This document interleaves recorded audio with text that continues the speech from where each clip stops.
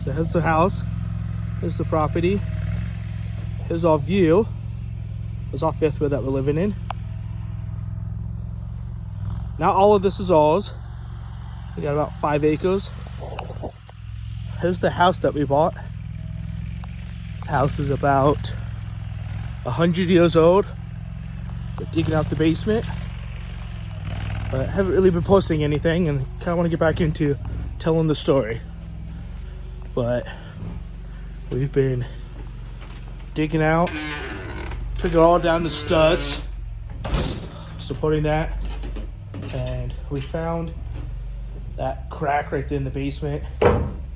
So we decided to fix that. And then we realized that the foundation is only like 30 inches, the stem wall. So we just started digging. So the reason that we started was we wanted to replumb the house, and there was no crawl space. As you guys can see, that's it. That's all we have for crawl space.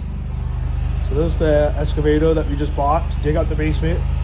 The bracket broke for the track, so the track keeps falling off. But bought this house, and there's garbage everywhere. Old cello we gotta fix. This is an old potato cello. Anyways, we got 5 acres. Goes up that way, makes a triangle.